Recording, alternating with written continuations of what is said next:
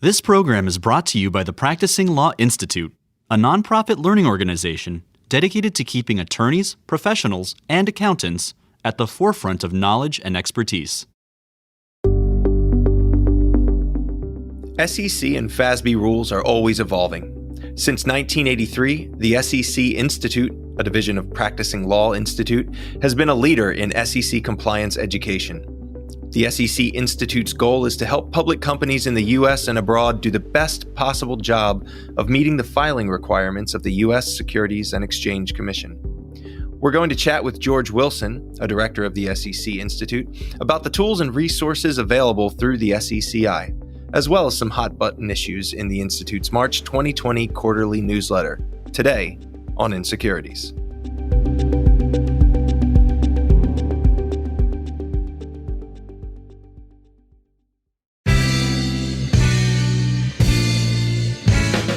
Hello, and welcome to the Insecurities Podcast, helping you stay current on the latest securities, regulatory, and enforcement developments with a practitioner's perspective on the stories you should be following. As always, I'm Chris Ekimoff, and I'm here with my co-host, Kurt Wolf. Good to be with you, Chris. Today, we want to talk in depth about the SEC Institute at PLI, which focuses on up-to-date compliance and accounting education for attorneys and professionals. We at Insecurities obviously support that mission. We'll discuss some of the resources the SEC Institute provides to PLI members regarding trends and developments in the legal and accounting worlds. In that vein, we'll also be talking a bit about COVID-19, commonly known as the coronavirus, and its impact on the financial reporting and business world. Unlike our usual episodes, we're actually not in the studio together today, but recording remotely due to the abundance of caution encouraged by officials and employers alike. So I'm sure Kurt is happy he's not stuck in a podcast studio with me today, but we're glad that you all could join in. No, but glad to be with you virtually, Chris. As I mentioned up top, we're fortunate to have with us today George Wilson. George is a director at PLI's SEC Institute, or SECI, where he teaches workshops dealing with a variety of SEC and FASB-related topics. George developed the Institute's initial Advanced Accounting and Reporting for SEC Professionals workshop, as well as workshops in a variety of technical accounting areas. Before joining the SECI, George was an assistant professor in the Department of Accounting at the University of St. Thomas in St. Paul, Minnesota. He was also a director of the university's Accounting MBA program. George is a past recipient of the AICPA's Outstanding Discussion Leader Award. And George has also spent some time in the private sector, including during a stint as a senior manager with KPMG. Undoubtedly impressive credentials, but with all that said, George insists he is just a country accountant from northern Michigan. Well, from the UP to DC, if only virtually. George, glad to have you with us. Welcome to Insecurities. Oh, Kurt, Chris, it is a pleasure to be here with you today in this virtual sense, but in the sharing information sense too. Thanks for the opportunity to be here and participate in what you guys are bringing to your audience.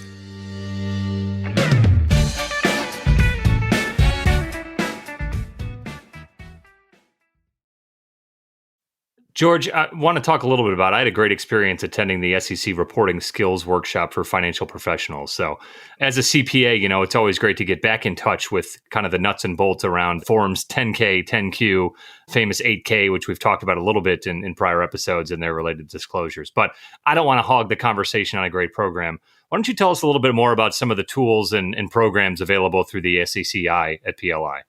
Oh, I'd be glad to do that. SECI was actually started over 30 years ago, and it's always been about helping professionals who work, in the trenches of SEC reporting be effective at what they do.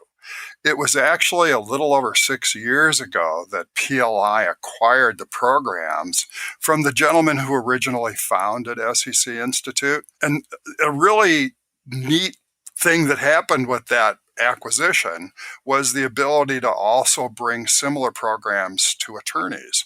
So we're serving a broader audience, but we really kind of start with, I think, the program you mentioned, the very sort of foundational SEC reporting skills workshop, one designed specifically for legal professionals, and another, the one that you went to, designed for financial reporting people. those programs, most of the time when you get into SEC reporting, you learn things in kind of an ad hoc fashion. But those 2-day really intense programs build the foundation that you usually don't have time to build when you're learning on the job. And then on top of that, we offer more specialized programs like MD&A in depth. We do accounting stuff, business combinations. When RevRec was hot, we did a bunch of RevRec courses.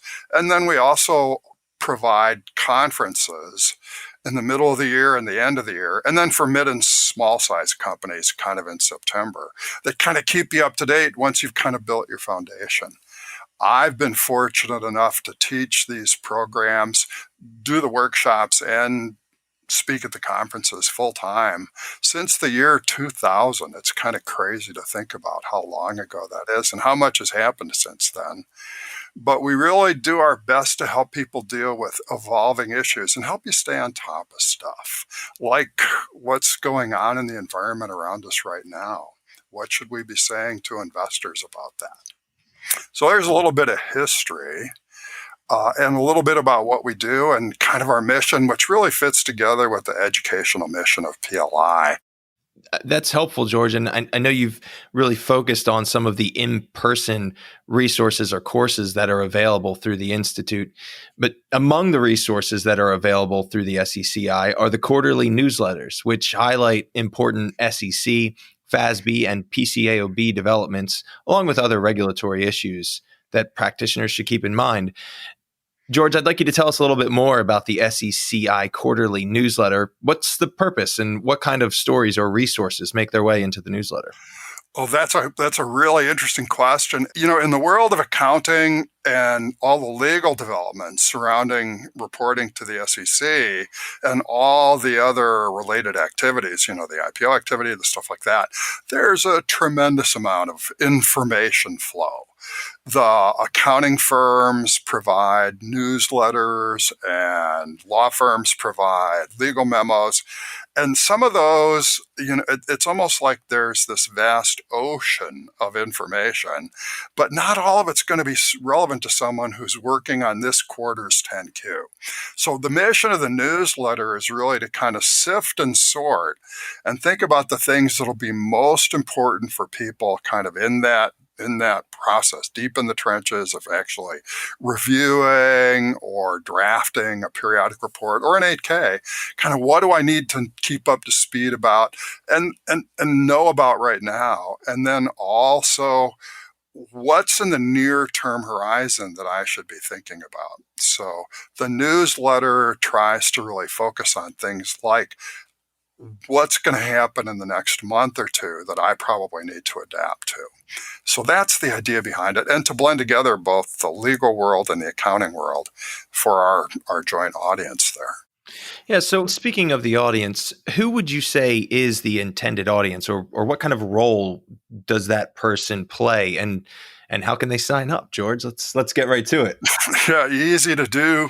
You can actually go to the PLI webpage and look at SEC Institute. There's a link there at the top of the webpage. There's also a link to publications, and you can find that. But the intended audience is really kind of the person who, for example, is a lawyer, a legal professional, who's in a company, in the counsel's office in a company, and you're responsible for reviewing, because most of the time lawyers are going to be in more of a review mode for 10Ks, 10Qs, 8Ks. You may be doing some drafting of those documents, particularly more like 8Ks. That's kind of the in-house part. If you're in a firm, if you're an associate or a partner who's providing, services, regulatory compliance reviews, reg reviews, stuff like that for Ks and Qs, that's the person who really, I think, will benefit here. And then within a company, if you're like the financial reporting director, the SEC reporting director, or someone who works for one of those people or the people who manage those people, we're trying to help you keep up to date with all the things you need to be thinking about. Simple examples of that. You guys know about the disclosure or modernization and simplification rule from a year ago, March. There were some things that were changed there that it's interesting. 10Ks being filed this season that should have changes from that rule sometimes don't have them. People miss stuff like that. And so we'll put little blurbs in about stuff like that, or we'll tie to a blog post where we've got our cookbook for how to implement all that stuff. So that's kind of the audience and kind of what we're trying to help people do. It is a helpful resource. I would recommend it to any of our listeners or anyone who practices in the space, whether they are on the legal side or on the accounting side. And actually, with that in mind, we'd like to spend a little bit of time today leafing through the SECI's most recent quarterly newsletter. I actually have a copy of it here with me in my hands, hot off the presses. And I have to say, there is a ton of helpful information in here, as advertised, as promised. In the March 2020 quarterly newsletter includes things like developments relating to ESG disclosures. By my count, the newsletter highlights around 20 topics with summaries and links to helpful information. That's quite a lot. Is that normal volume, George? I think this quarter had a little bit more, which was sort of surprising, given that this is usually a pretty quiet quarter. But there's been a fair amount of activity through the end of last year and the first quarter of this year at the SEC, and it kind of reflects that. Usually it's a little shorter than this. And as you look at the individual blurbs, you'll notice the blurbs are usually pretty short. It's written more with a need-to-know approach, so that if there's a topic you want to learn more about, you don't have to read like half a page about it here, just a quick highlight. And then I always put links in there so that you can get to more detailed information if you need to. Let's pivot to actually talk about some of the more interesting or hot topics that are in the March 2020 quarterly newsletter. Before we sat down to record today, George was kind enough to point out some of the topics that he thought were particularly noteworthy. We'd like to walk through them today, but to give our listeners a little bit of a roadmap, first, we're going to talk about the new SEC guidance on the use of performance indicators and metrics in earnings releases and 10-Qs. Next, we'll talk about an SEC rulemaking proposal to modernize shareholder proposals. Third, we'll discuss FASB accounting and disclosure issues relating to reference rate reform and the process to move away from LIBOR. Fourth, we'll touch on developments in the ESG investing and disclosure space. And finally, as Chris mentioned earlier in the show, we'll close out this episode with a note on coronavirus. So Chris, you want to go ahead and kick us off with a discussion of new metrics guidance? Of course, Kurt. You know that I get very enthusiastic anytime we bring up accounting and financial reporting here. I know you do. I'd ask that you step aside while we talk to some of the more detailed It's your time to shine, buddy. That's right. I'm right there with you, Chris. Right there with you. George and I are going to have a good time chatting about this today, Kurt. All right. So as mentioned in the quarterly newsletter, released on January 30th, the SEC's release focuses on key performance indicators and metrics in the Management's Discussion and Analysis, or MD&A section of SEC filings. Now, MD&A traditionally has been what I like to call the show and tell section of a corporate filing, where management is given the leeway to describe some of the more exciting or challenging aspects of the business during the reporting period, at least as compared to the somewhat rote financial statements and related footnotes. The narrative nature of MD&A has often lent its interpretation to a higher degree of scrutiny by the SEC. Obviously, for those of you listening regularly to the podcast, you know that non-GAAP metrics have been on the minds of not only the commission as well as practitioners over the past few years. My favorite example of a non-GAAP metric stems from the late 90s, early 2000s .com era, where in order to seem more impressive, some of the tech startups that were seeking financing would use a metric called eyeballs instead of users. So if you've got 100 users of your platform, in the third quarter, they would instead say we had 200 eyeballs on our platform, obviously doubling that. That was kind of the classic example of a non-GAAP metric that can be construed, for some of those purposes. So we fast forward to today, and the SEC release formalizes guidance regarding the presentation of metrics and key performance indicators, or KPIs, in the MD&A section. Specifically, it states that disclosures regarding a specific metric should include a clear definition of the metric and how it is calculated, a statement why the metric is useful to the public, and an inside look at how management itself utilizes the metric in its decision-making. Now, George, on a scale of 0 to the Sarbanes-Oxley Act of 2002, how important is this guidance in the financial reporting landscape? Oh, that is an absolutely great question, Chris. And let me wander a little bit before I answer it. Way back in the old days, before SOX, companies used what we called pro forma numbers, which were non-GAAP measures essentially. SOX gave the SEC the statutory power to regulate the use of those non-GAAP measures. But they all start with something from the financial statements and add something to it or take something away from it. That's good, but in the tech world, as you mentioned, great example, probably more indicative of how the underlying business is performing will be metrics like how many users do you have, how engaged are they, how long do they spend on your site, nothing to do with the financial statements. And there's been no guidance about how to use those. And there's always, from a legal perspective, you can't be misleading. And I think there have been companies that have used those kind of metrics in a misleading way. And the SEC has written comments about that over the years. It's interesting if someone says these are our numbers for monthly average users and here's how much they're growing. Isn't that great? How do you know that relates to what's going to happen with financial performance and value to shareholders? You don't. And that's the kind of loop you need to close. Well, the staff had done that through the comment process on numerous occasions. And even more subtly, when companies change the way they do a metric, if they change it so that it looks better, they haven't always disclosed that they've changed how that's been done. So there's a lot of stuff going on there. So I think this was a very necessary release, necessary guidance, and my reaction to it was about time. Mm-hmm. But the other part of it is, I think they've been behaving as if it's been there for a while. And I think, the thou shalt not mislead rules, Rule 10b-5, et cetera, kind of give you that foundation. So I don't think it's anywhere near the Sarbanes-Oxley end of the spectrum. I'd put it maybe 3/4 of the way in the other direction because it's sort of been something you knew you should do anyway. But I love the way they formalized it. It's simple, it's direct, it's principles based. And I really do think it was necessary. You did a great overview of it. There's a lot of subtlety here. One of the things that stuck with me too from the actual guidance itself came out on January 30th and is effective as of, I believe, February 25th of 2020, Yes. right? So that's a 25-day turnaround, exactly. which for those of you, in the accounting world, you got to catch your breath thinking about how fast you might have to implement something. But going back to, George, what you talked about, a lot of the major players in this space, they already have the answers to those kind of big three questions of give me a clear definition, how we calculate it, why is it important, and how are we using it? So I think that kind of 25-day timeline is probably, pretty prescient and doable for those companies knowing those answers. Now, the folks that are going to get stuck holding the bag here are those that, to your point, are purposefully presenting metrics that boost the perception of success of their business without having the facts and circumstances below them to really substantiate their use. I think that is spot on. And I think that's the concern. And the staff has searched for those kinds of issues through the comment process, but this formalizes it.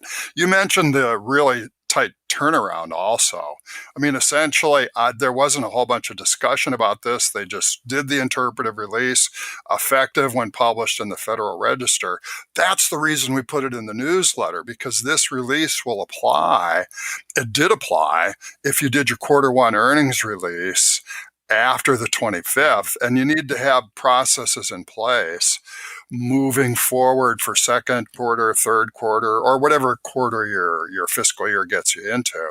And I think the final point on this you spoke a little bit about, George, is that consistency, is that quarter to quarter, year to year, you'll be able to see and discern if there have been major differences in the calculation or the use of the metric by management as these things kind of ebb and flow. Yes, exactly. And if you decide that you've presented a metric historically and now you're not going to present it, explaining to people why you did that. If that metric started to look a little weaker and you say, well, we're not going to show that anymore, you can't just stop doing it and leave people wondering about that. There's actually a great example, Square. I think decided to discontinue a particular revenue metric, and they did a really great Q&A piece about why they decided to discontinue that. So people can look to those kind of examples, and not to put too much out there right away. That's the kind of stuff we put in our blog. I did a blog post about those.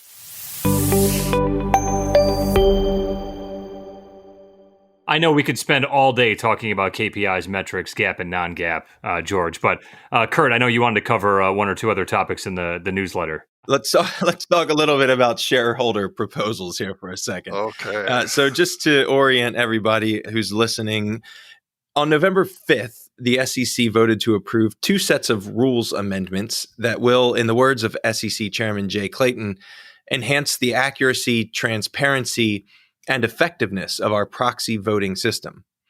The first proposed rule amendments are designed to improve the accuracy and transparency of proxy voting advice by, for example, requiring businesses that provide proxy voting advice to provide enhanced disclosures about potential conflicts of interest. Much has been written about the efficacy of the proposed amendments to rules governing proxy voting advice, and we don't want to cover that well-trodden ground today. Instead, we'd like to focus on the second set of proposed rule amendments, which modernize the rule that governs the process for shareholder proposals to be included in a company's proxy statement. A rule that actually hasn't been updated for 65 years, which is similar. Chris, we've talked before about the advertising rule. Seems like we're coming back to some oldies but goodies here. That's and right. This time it's shareholder proposals. So for those who aren't familiar with proxy voting, let me take a step back.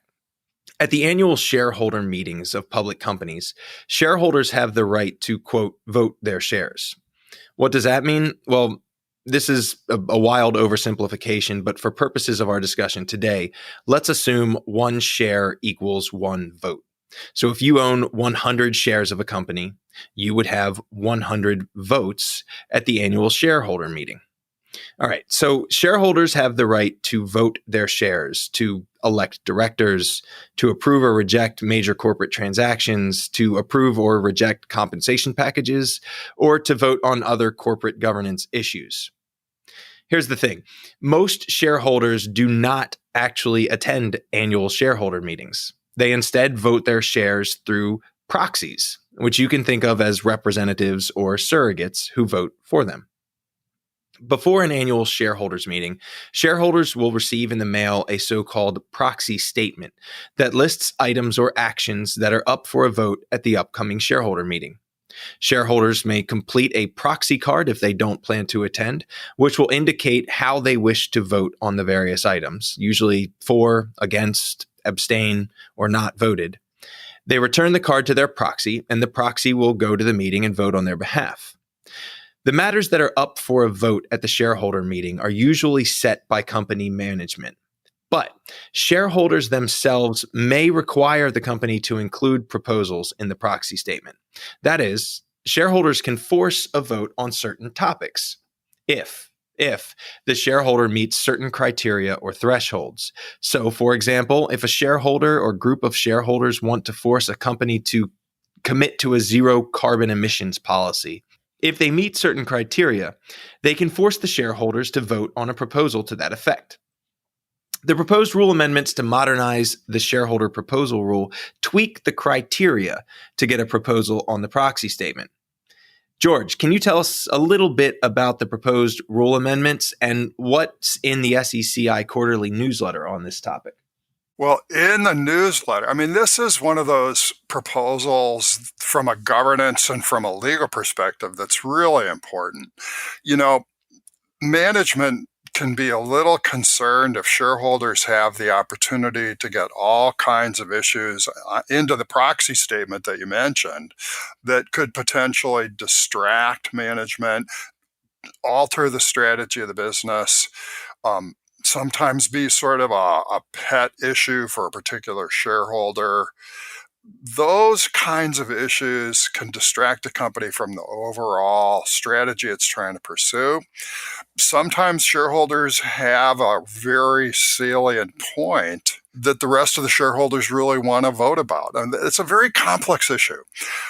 The fundamental issue here is how much of a company stock should I own before I can put something onto the proxy statement? Because including it in the proxy statement means the shareholders are going to have to vote about it. So this is, as you said, an area that has not been updated in 30 some years. So this would actually increase the ownership level to $2,000 or 1% of a company's securities for at least a year. And that gets rid of an old 1% threshold, but it would also establish other thresholds, continuous ownership of $2,000 of company securities for 3 years, $15,000 for 2 years, or $25,000 for 1 year. And when you think about inflation, those aren't unreasonable. And it means you've got to be a reasonably serious shareholder to be able to put something into the proxy statement. It would also tinker with how many proposals you're allowed to put forward. Essentially, it would be one proposal for each shareholder versus person, kind of a subtle issue there, but try to make sure that an individual group can't do too many things to put distracting information in the proxy from management's perspective. But there's a really neat attempt here on the part of the SEC to modernize something and find a good middle ground. And that's one thing I like about the current administration at the SEC. They work on a principles-based model and search for something that's reasonable. Yeah, I think in the middle there.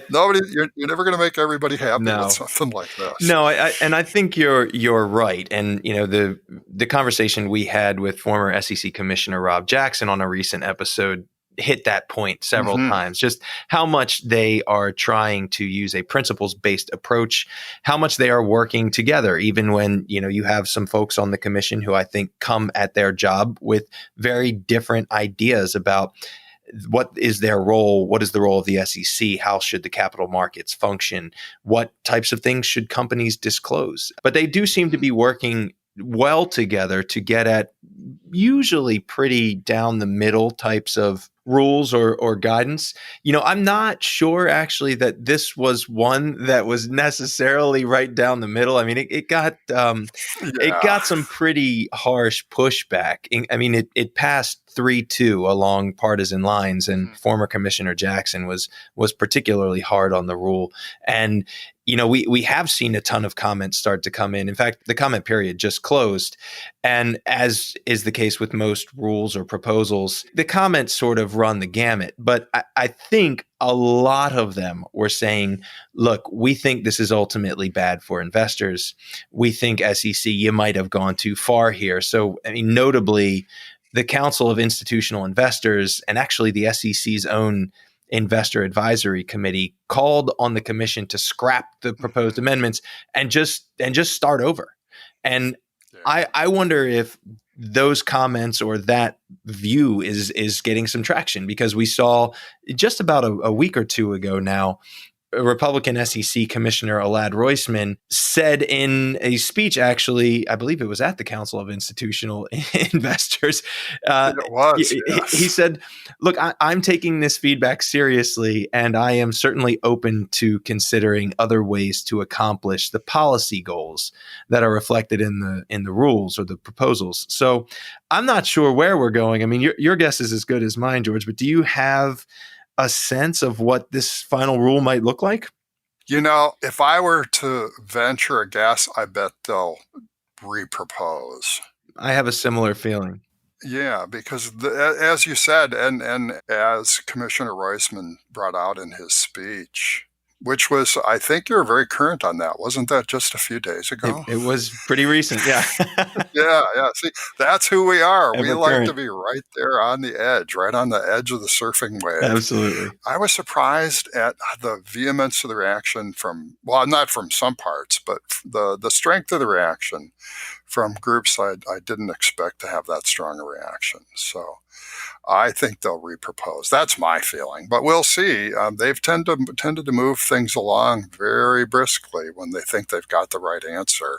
Absolutely. And if they change it a bit, we'll see. Yeah, absolutely. I mean, is that a vague enough answer? No, that was perfect, actually. And I think you're right for what it's worth. I mean, I think, Chris, get ready for it, the weekly plug. I think that's sort of what happened with regulation best interest, right? Oh, there you go. I've been waiting for that all episode. I think it was a similar rulemaking process where they kind of got where they wanted to be. And there was a lot of negative feedback. There continues to be a lot of negative feedback, but all signs are they're going to be full speed ahead. Maybe that's where we'll end up here, but only time will tell. And I think that'll start to take shape this year.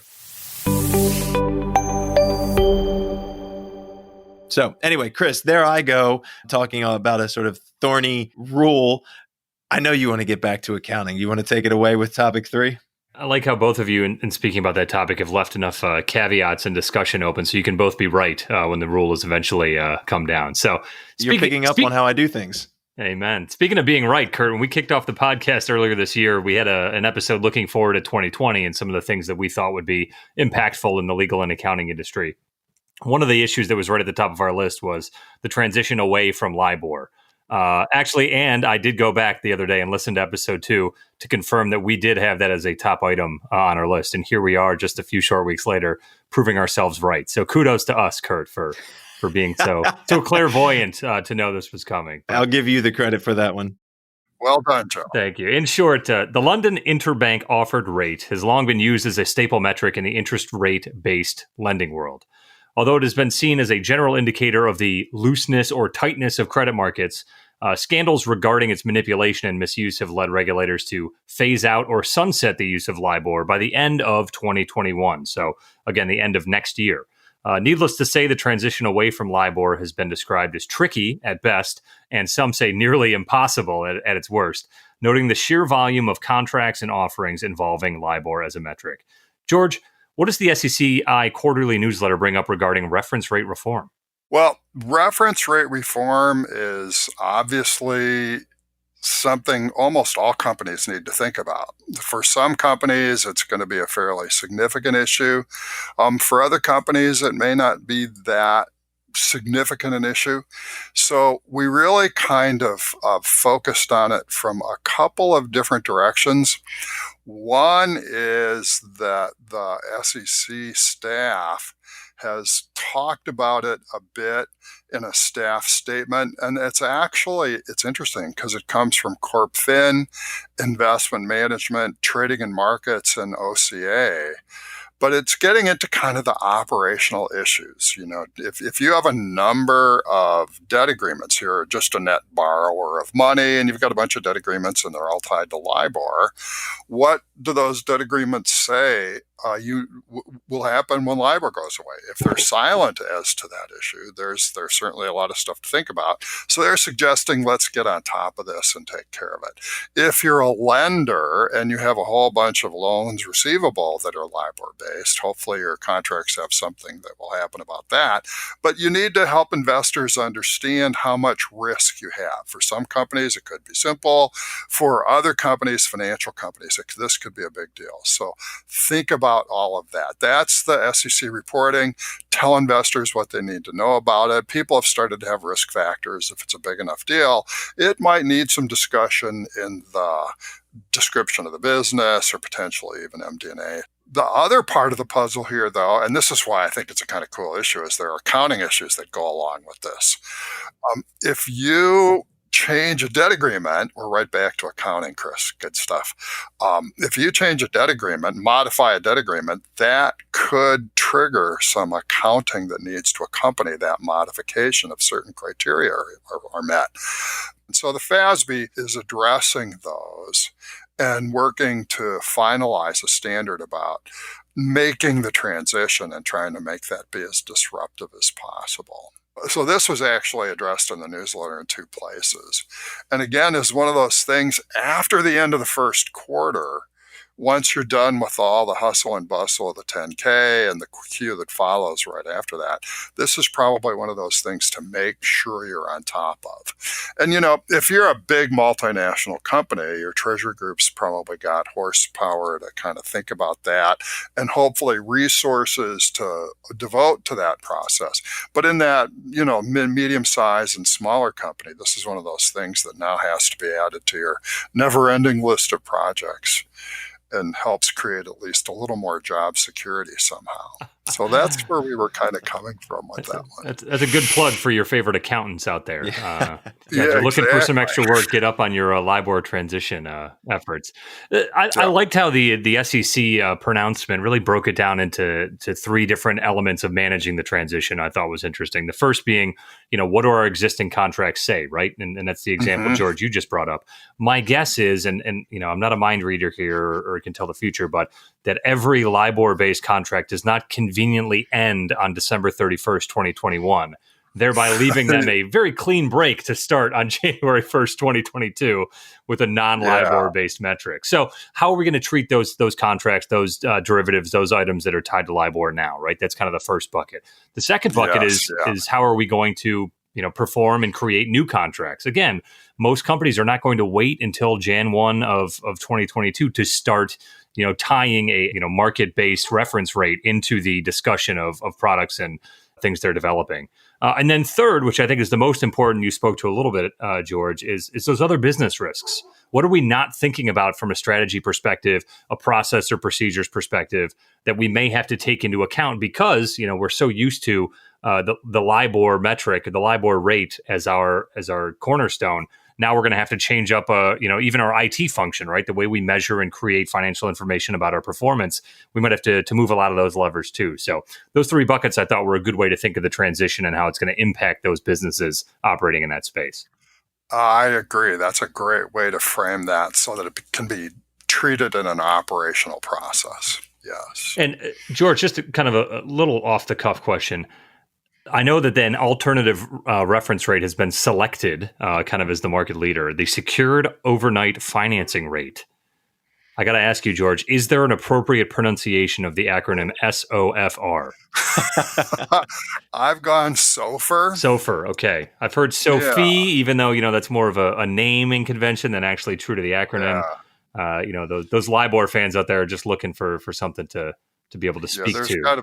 There'll be some fancy rate. And, I think it's interesting watching SOFR with the liquidity problems that were happening in the markets even before all of the coronavirus disruption. It'll be interesting to see if SOFR really does prove itself. George, you mentioned kind of the breakout from the different divisions. I'd encourage all the listeners interested in more to check out the SECI blog post related to that.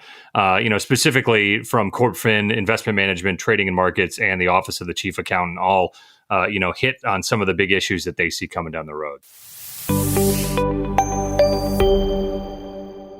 Kurt, I know there are some other things that caught your eye in the quarterly newsletter that we want to talk about today. Yeah, absolutely. I think it's worthwhile, even though I think this got a little bit less coverage in the newsletter, probably because it's something that we're talking about a little bit less in the market, although certainly more than we were 5 years ago. But I want to talk a little bit about developments in the ESG investing and disclosure space.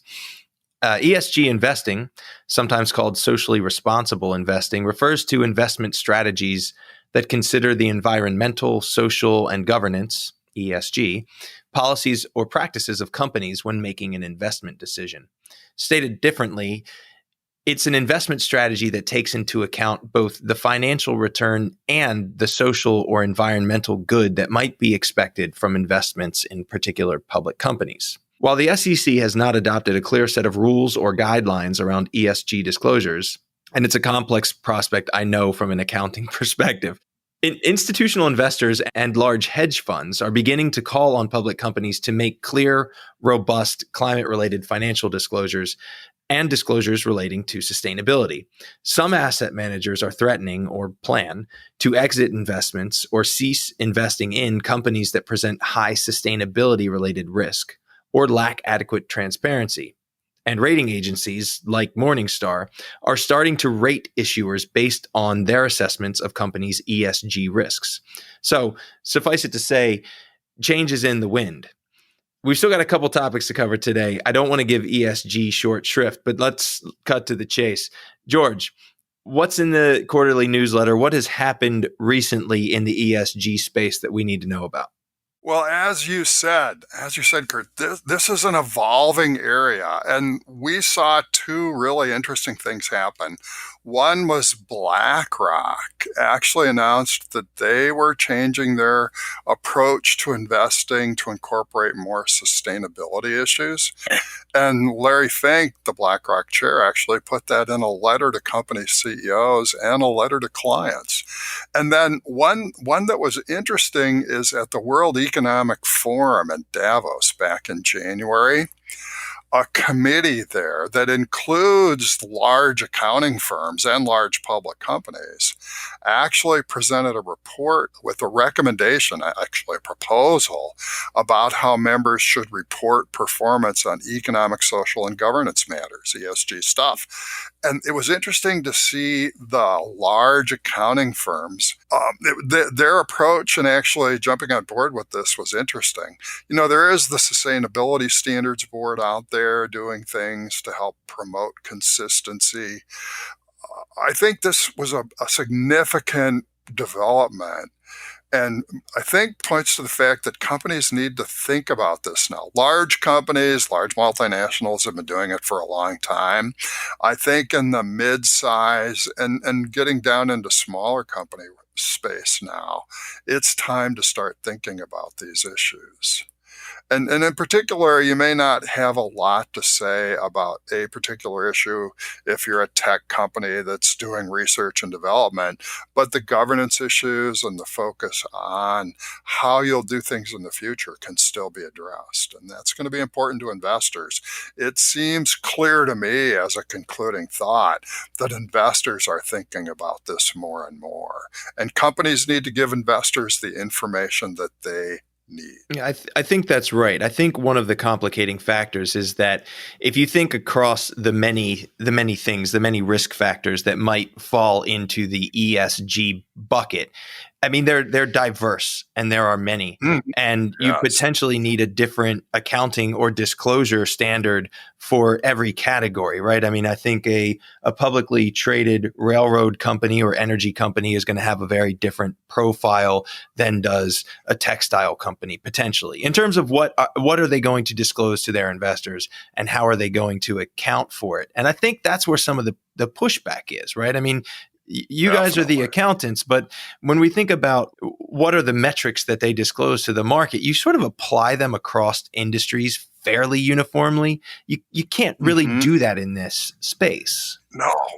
Yeah, it's really challenging. The Sustainability Accounting Standards Board has actually developed guidelines more or less by industry to try and deal with that kind of a challenge. But it is a huge challenge. And I did a blog post a couple of years ago comparing sustainability issues that were reported by Pepsi and Coke with respect to water. I mean, water is the resource that's crucial to those two companies. And their approaches were radically different. It produced a real lack of comparability. That is a real high hurdle. And I thought that was one of the reasons that the proposal that was presented in Davos was interesting, because they were trying to come together to a more consistent and uniform way to present that. So there would be hopefully some comparability across industries and companies. It'll be interesting to see what happens in the U.S. from a regulatory standpoint, because I think this is one of those issues where I'm not sure where this commission would come down. I mean, on the one hand, they always frequently talk about how they want to protect retail investors. And, I think Commissioner Heron-Lee was right. There is overwhelming demand for disclosure in this space. But there also seems to be a reluctance to increase the disclosure burden on public companies. I mean, you remember well, I would imagine, the reaction to the conflict mineral disclosure rule, right? So I'm just not sure what this commission is going to do, if anything, in the space. It really seems like we've got a long way to go before the rules of the road start to become clear. Yes, and I think it will be a very step-by-step, I don't want to say baby steps, but moderately sized steps. And I like your thought about how this commission will react. I don't think there's a need for a dramatic reaction. I think change, see how it works, do the next step is an approach that could work here. Yeah, I agree. And I mean, I think we're going to have to sort of leave it there. We're in a wait and see posture. But let me give you a chance for a quick plug here. I mean, I know PLI likes to stay ever current, as does the SECI Institute. So what kind of programming should we expect in this space going forward? I think if you look on the PLI webpage, you will find that at SEC Institute, for our conferences, we actually include these issues in panels and discussions there.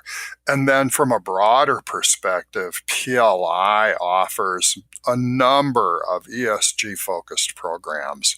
If you go to the PLI webpage and put ESG or any of the topics that we've talked about for that matter into the search box, you'll get a lot of returns. And so there's all kinds of stuff there. And that will be true with the next topic I think you guys have lined up for us. George, you brought up the notion of conferences that the SEC Institute at PLI puts on. And one of the highlights of my calendar every year, and I know Kurt's as well, is the SEC Speaks Conference, which unfortunately we found out earlier this week is being postponed to a later date. So we won't be able to catch a lot of that ESG-focused developments at the conference in short order, but we'll be looking forward to that down the road. As we've noted, there are some things going on in the markets and in the world that relate to coronavirus or COVID-19.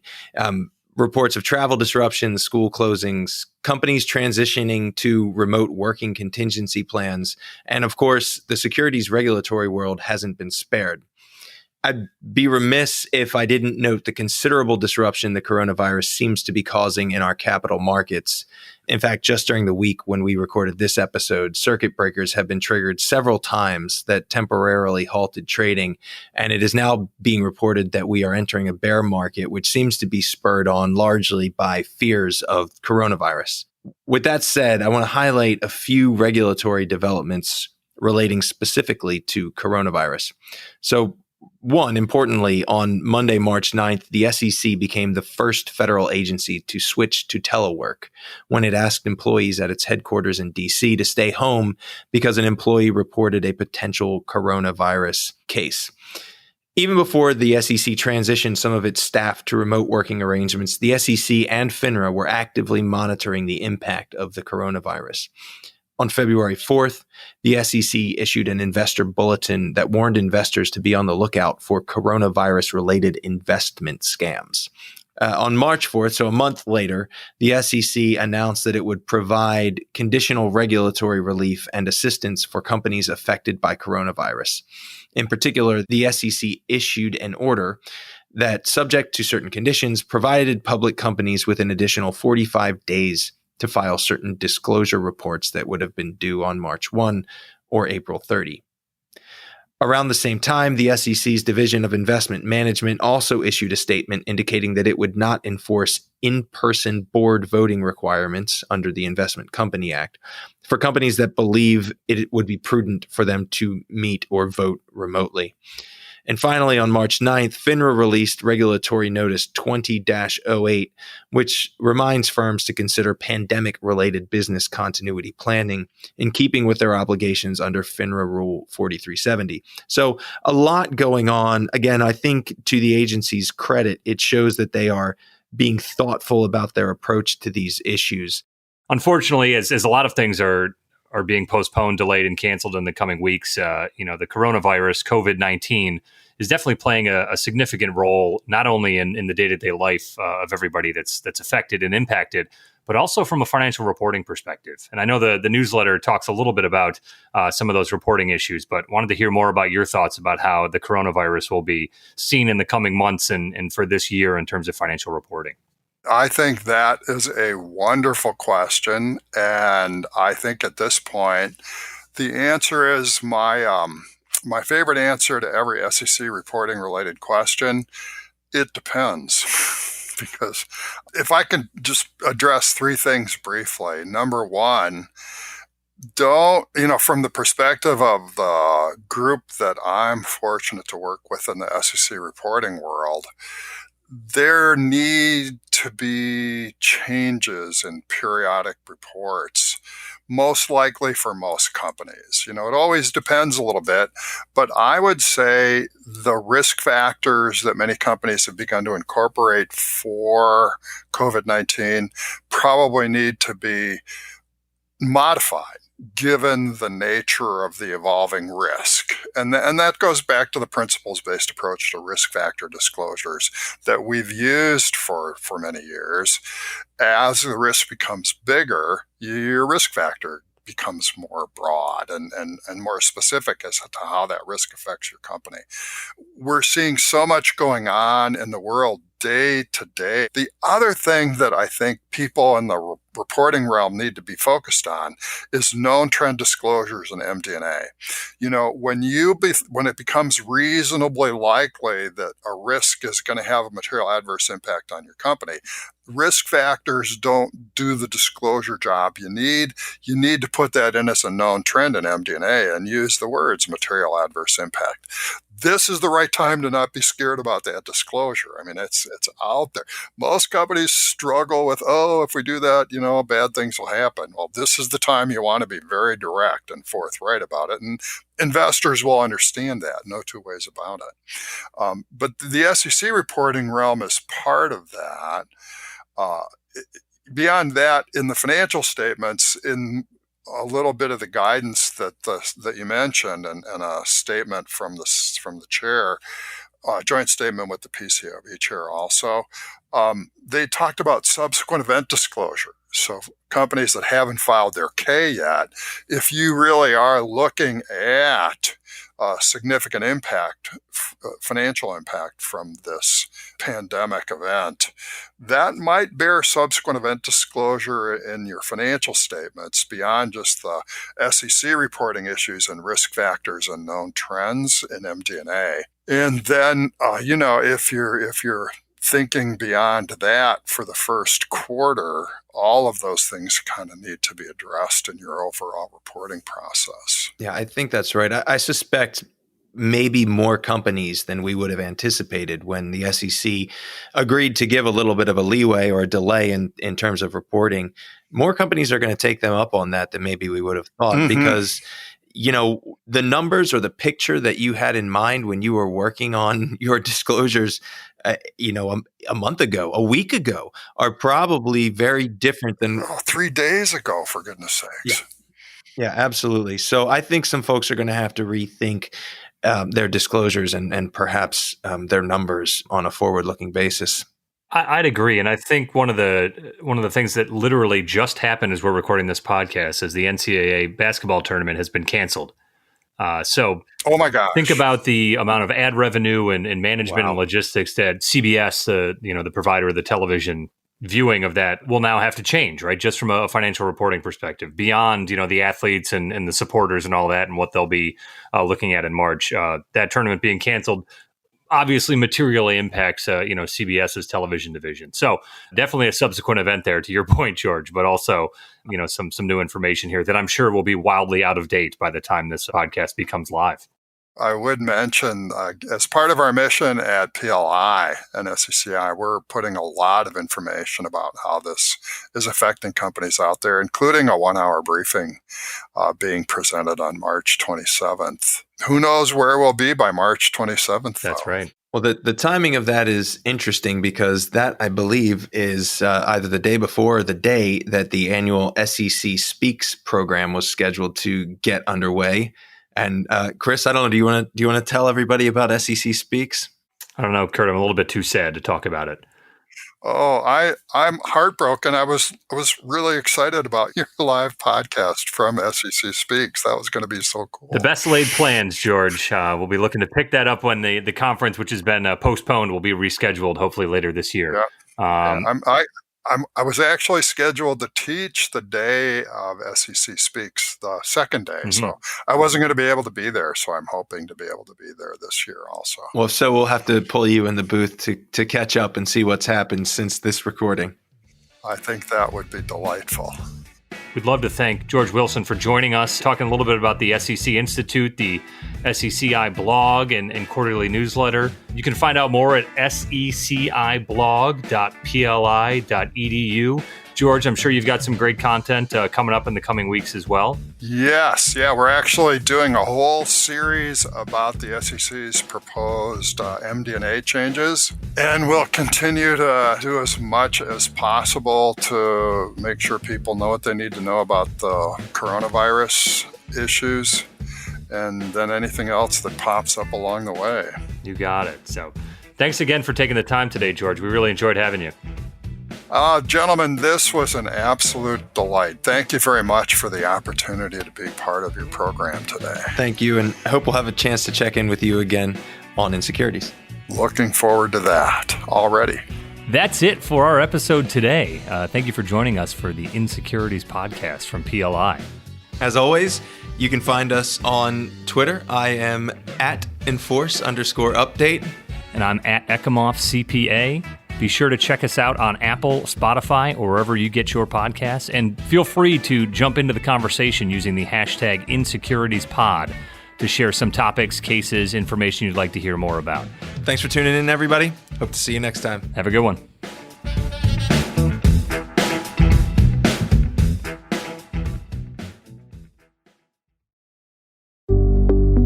Thanks for listening to Insecurities, a podcast from PLI, the Practicing Law Institute.